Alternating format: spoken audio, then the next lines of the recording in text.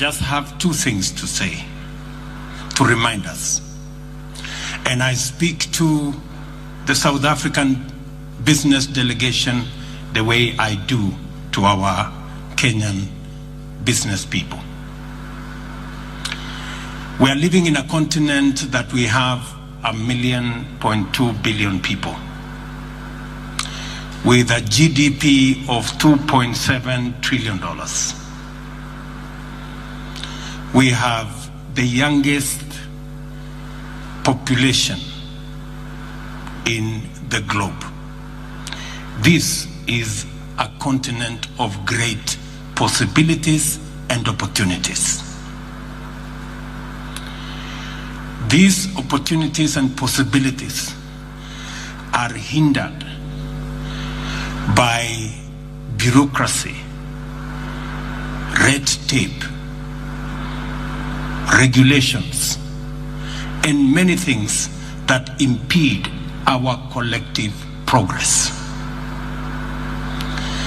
I told our teams earlier, we cannot share poverty, but we can share wealth. And we need to work together to create wealth. And we must eliminate the barriers, the hurdles. Our borders must not be walls.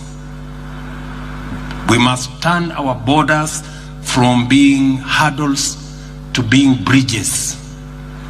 We must turn our borders from being hurdles to being facilitative, so that we can do trade, we can do business, we can make investment, and we can move people, goods, and services freely in our continent.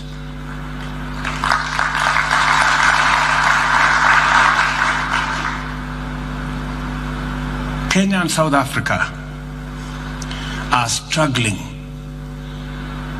to export to Europe and all manner of places. And yet, there exists market and opportunity in Kenya and South Africa. Something must be wrong with us, honestly. We cannot continue this. Europe, you've heard, is trading at 70% of trade, intra-European trade. Africa is at 19%. What a shame. And we still want to have a conversation about, oh, you know, we have this regulation, and you know, we have this other regulation, and you have to wait. I mean, surely, good people. Sometimes, even when we want to make decisions at the policy level, the business people are the ones holding us back. Or, you know, that guy is going to take over my market, and the other guy is going to take over my market. Please, let us have one big market. Forget about your small market. Let us work together.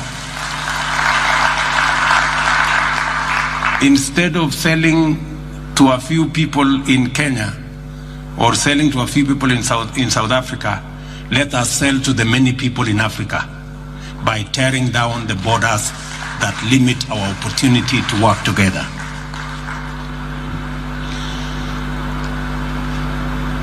I want to thank President Ramaphosa for working with my team and myself to eliminate some of the barriers that we have. Our ministers have instructions that South Africa and Kenya are in one neighborhood, and South Africa and Kenya hold the potential of unleashing the opportunities in our continent by working together.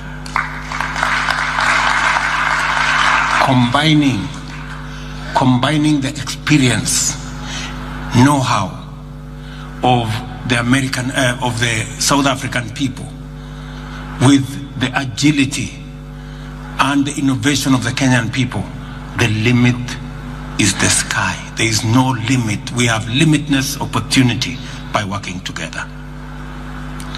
I want to promise my good brothers from South Africa that Kenya is open for business and Kenya wants to work with you.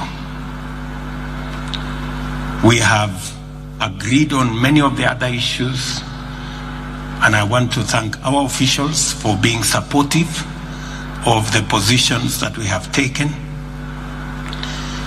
Eliminating the barrier on meat exports. Why on earth would we ban South African meat from coming to Kenya, or Kenyan meat from going to South Africa? Why? There is absolutely no reason. I'm listening to the good lady who came to speak to us about these barriers. I never heard her say, this is very difficult. She kept on saying, this is easy, this is simple, we're going to do this. So I am yet to come across anything that is so difficult. I have only heard about things that are simple and easy. The question I ask myself, easy and simple, why am I not doing them? Let's just do this easy and simple things and get us working and get us doing business. Let me finally say the following. We have huge opportunities in Kenya for South African private sector and business entities. We have investments, we have huge opportunities in our housing and settlement plan. We are short of 2 million houses. My good brother, President Ramaphosa, told me, you have already built 4 million houses in South Africa. We want to build at least 200,000 houses every year. And we want South African companies to come and work with us. Bring your technology, bring your investment. We are going to give you the land. We are going to build the infrastructure for you. We are going to make sure there is a sewer line, there is a road, there is electricity, there is water. And when you complete those houses, we are going to buy them from you. As soon as you complete, you hand over the keys to us. We pay you, you go to the next project as we look for mortgage for our citizens. You have opportunity. You have opportunity in our water harvesting program. We have decided that we are going to work with the private sector to deliver on our water harvesting program. We have already lined up the first 100 big dams, which we want to build using a water purchase agreement instrument. Build the dam, we will buy the water from you, and we will underwrite the purchase of that water from any of the investors, from our good friends from South Africa. There is tremendous opportunity for you to co-invest with us and for us to give you opportunity to earn good runs, good shillings, maybe even dollars from our working together under the private-public partnership window. We have sound South African investments in Kenya, from DSTV to Standard Bank and all the other operations. And I was very pleased to see the kind of partnerships in the various companies that we went through here in the grounds down outside here between South Africa and Kenya, from textile to furniture to manufacturing to fintech companies. And I want to tell you that South Africa and Kenya hold the key to unlocking the possibilities in the continent of Africa. We need to work together. And between me and my elder brother, I want to promise you that we are going to open doors for you, not just in Kenya, not just in South Africa, but in the continent of Africa, so that we can leverage on your expertise, on the resources you have to open our continent and to unlock the potential of wealth in the continent of Africa. I want to persuade you that this is an opportunity like no other. This is an opportunity of our lifetime. And even in the face of the challenges that we face with climate change and all the other attendant drought, floods, famine, we can still position our continent not just as a victim of climate change, but actually as a place where we can play a role in resolving the challenge of climate change. We have enormous resources in the green energy space. We have huge opportunities from our young people and the natural resources we have in this continent. The opportunity is beckoning for us to work together, and it starts somewhere. And I want to pledge that it starts with South Africa and Kenya. Thank you very much for listening to me. It is now my very humble duty to request His Excellency President Cyril Ramaphosa to be able to make his remarks. Mr. President.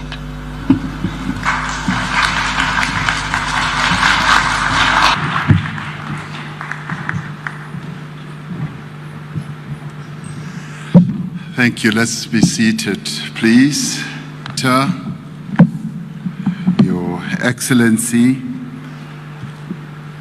President Dr. William Ruto, ministers from both our countries, South Africa and Kenya, business leaders who are here present with us.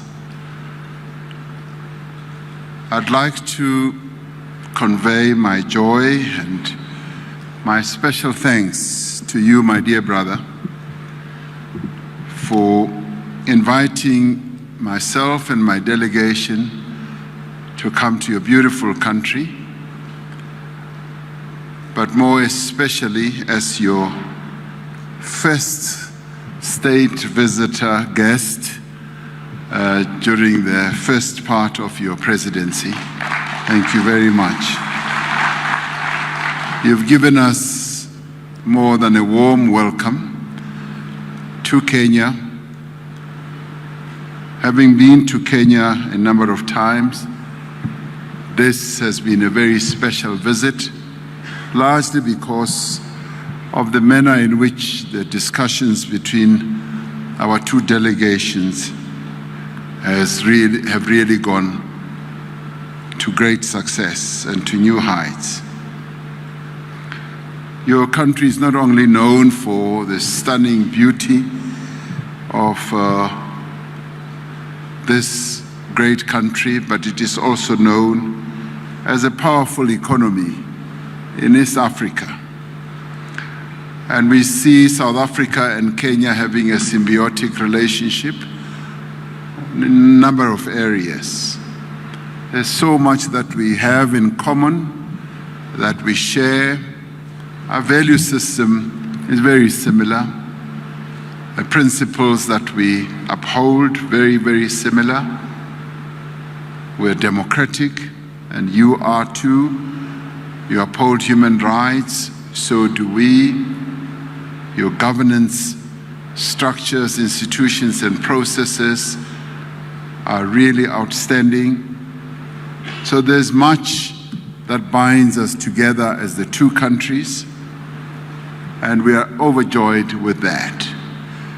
And our visit to you comes at a time when the world is facing enormous challenges, and we've just been recovering from COVID-19, and that too was an enormous challenge. I just want to speak on some of the issues and reiterate and endorse what President Ruto has just been saying, particularly about the enormous opportunities that we have on our continent in relation to our positioning in the world, in relation to our population as a continent, and in relation to the youthfulness of our population.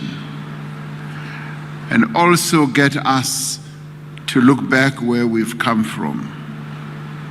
We're a continent that is quite resilient. Sometimes we browbeat ourselves into helplessness and submission and all that.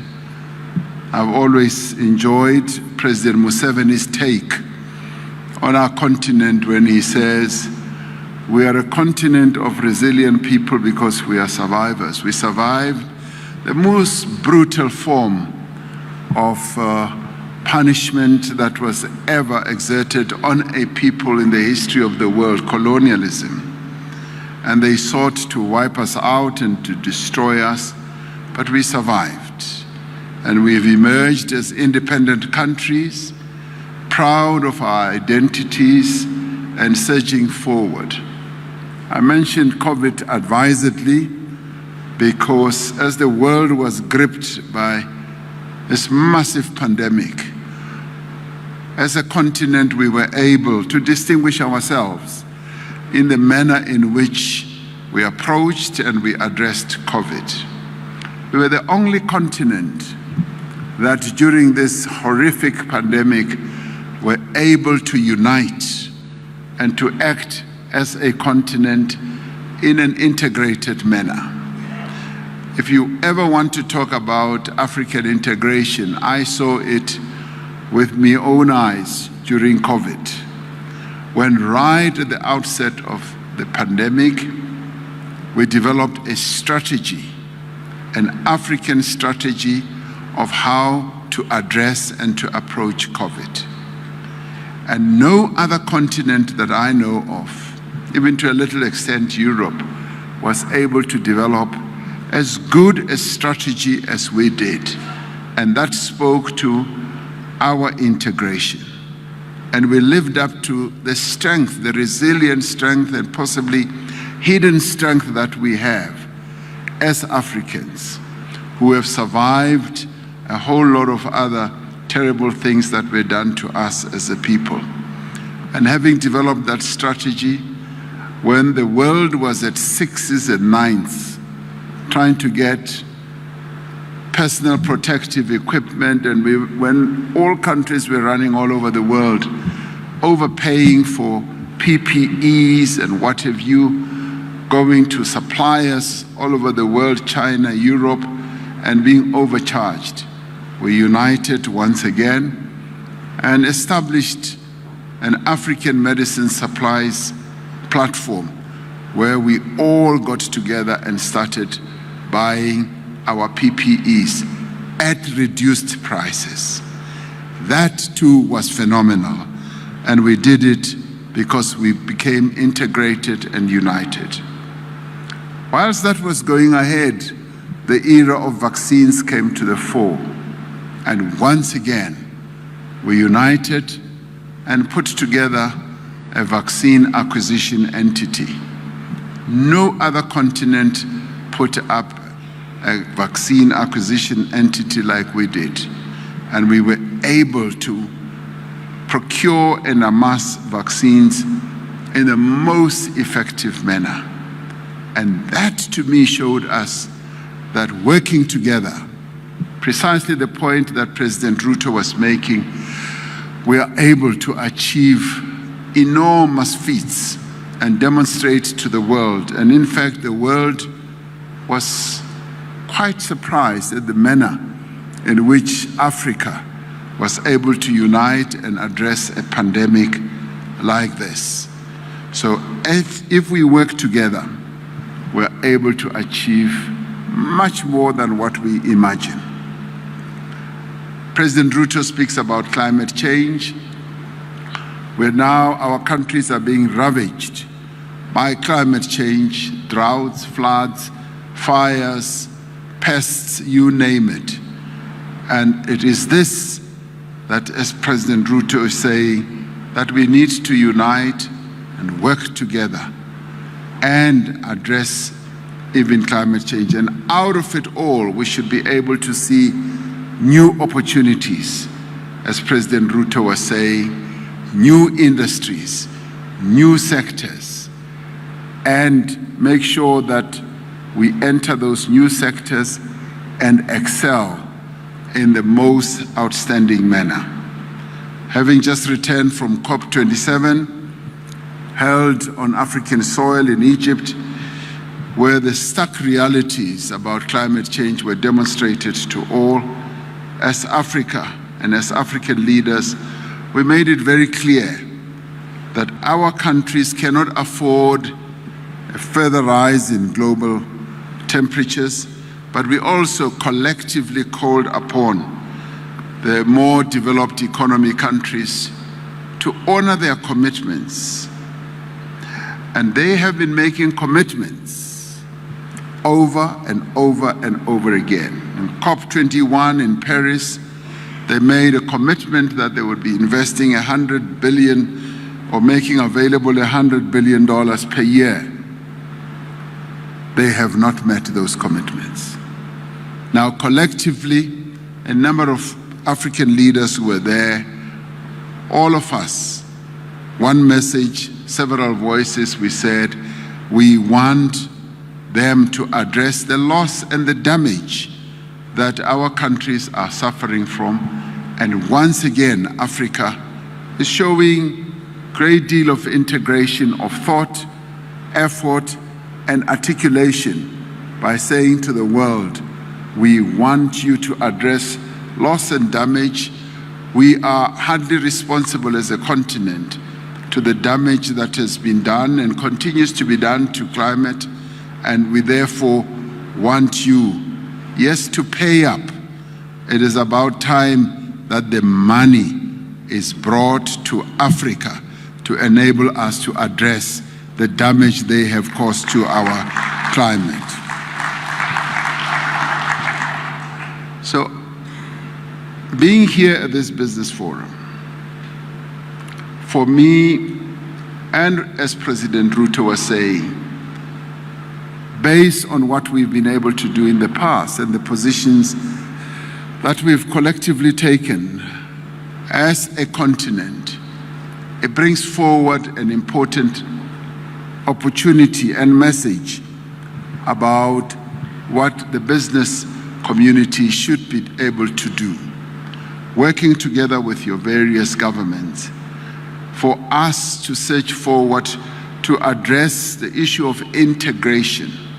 It is about time that indeed Africa is more integrated. When we look, as President Ruto correctly said, when we look at other continents, especially Europe, their intertrade is up to 70%, and ours is a paltry less than 20%. And when you go into the markets that we have, as you go into our markets and when you pick up goods, I often begin looking where these goods are made. And I get appalled when I realize that goods that we could have made ourselves on the continent are imported from other environments in the world. And this is what we now need to live up to and address the issues that hold us back. What is it that holds us back? And here I speak to us as business and also as government. What's holding us back seems to be fear. Fear of the unknown, where we almost fear our own shadows and are worried about surging forward, confronting those shadows. Today, we were able to announce, for instance, that there should be visa-free travel between South Africa and Kenya, by Kenyans going to South Africa, that you no longer need to have a visa. Now, I'm able to say, what has always held us back, I was saying to President Ruto, is a fear We possibly as, well, as South Africans, we were afraid that by opening up the doors of South Africa to Kenyans, we are afraid that in will come all those undesirable elements that just want to transgress our immigration laws and so forth. And today we were able to say, let's ditch the fear. Let's open up South Africa to Kenyans to come to South Africa so that you can come and do what? And trade with us. You can come and do business. You can come and be tourists. Yes, you can come and learn. Many young people want to come to our learning institutions. There are many people who want to come, yes, to our hospitals. There are many people who do want to come and visit their friends and relatives. And today, that's precisely what we've done. Got rid of that fear and to enable us to triumph over fear. And of course, we've reached a very good agreement with Kenya that we are going to monitor this process. We are going to be hands-on, and it's not going to be a loophole that we have opened for those who want to transgress immigration regulations and who want to come to slip into South Africa without proper papers and so forth. And Kenya has been bold enough, getting rid of its own fear. It's been bold enough to say that there will be a return policy. Those who have gone to South Africa wrongly will be returned back to Kenya. And that is very positive, and we welcome that. So the reciprocal nature of our dealings have been powerful. But I must say, President Ruto is action-oriented. There were two of us sitting together, and he looked me straight in the eye, and he said, President, this has to be addressed between the two of us. Let us take the leap. And he is very good at he looks very fit, and I think maybe, I don't know whether he was a boxer or whatever, and was able to twist my arm. And with that, we were able to agree that this is the new dispensation that we are introducing. It's courageous, it's bold, and it is aimed at improving the relationship between Kenya and South Africa and build that strong foundation. But more than that, it also builds trust, not only between the two of us as leaders, but also builds trust between the two nations, that we are two peoples on our beloved continent who can trust each other to do the right things, and who can trust each other to trade with each other at a diplomatic level, at a political level. There is a great deal of trust that we can rely on. The other thing that holds us back is bureaucracy and a regulatory environment, which President has already spoken to. And we already identified a number of things that we can do to unlock the way we deal with each other and unlock unnecessary bureaucracy, red tape, and unnecessary regulatory strictures. And my sister, CEO of Transnet, was articulating that very clearly, that sometimes we have these phytosanitary rules that only apply one way and so forth, and we do need to have great standards that we can all apply to or conform with.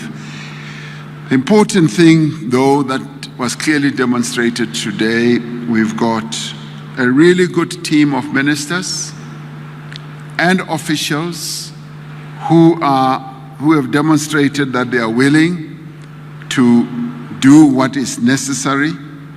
And Minister or Secretary of Trade here in Kenya, on his very second day in the job, immediately came to sleep in South Africa to begin the process of unlocking some of the constraints and the strictures and sit down with Minister Patel, and they've made enormous progress just in a short space of time.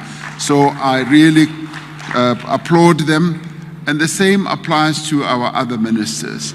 So we've got ministers on both sides who are determined to improve the relationship between South Africa and Kenya, so that we are able to capture the opportunities that lie ahead.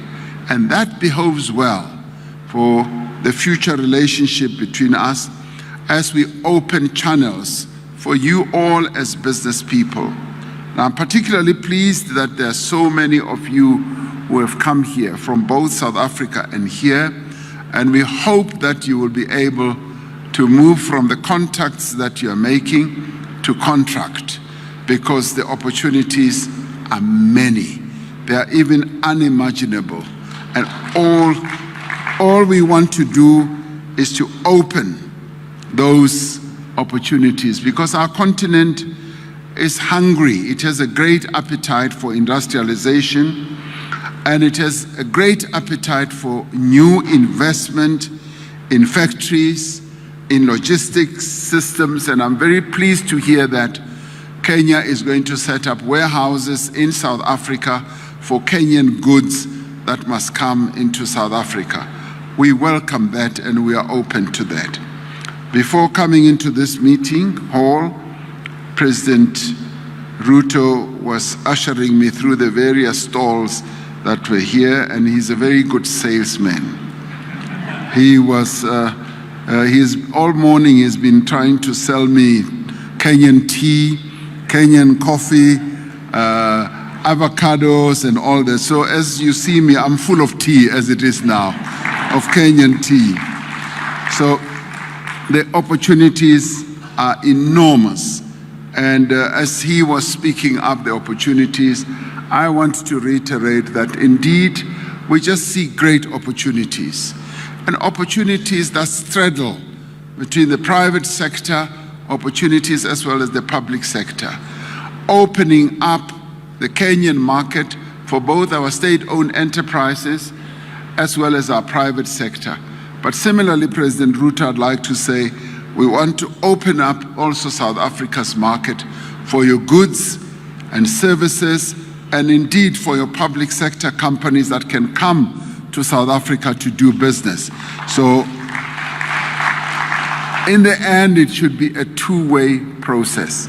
I was also particularly pleased to see a stall where medical products are also manufactured here, which speaks to precisely what I was saying earlier, where we were able as the African continent to push the world to get us to manufacture our own vaccines and to push the world, the WTO and so on, where we said we want to be able to manufacture therapeutics and diagnostics as well.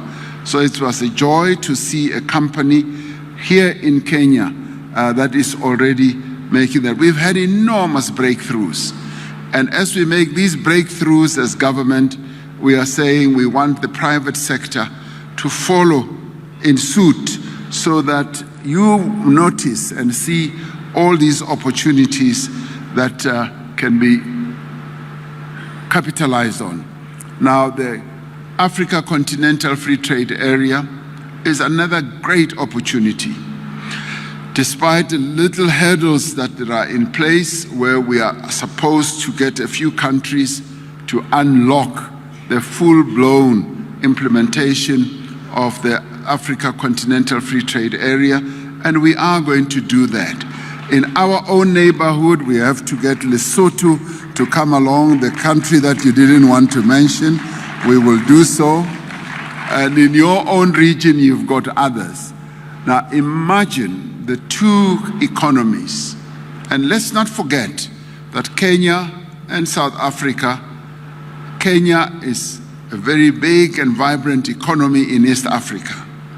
And South Africa is a big and vibrant economy.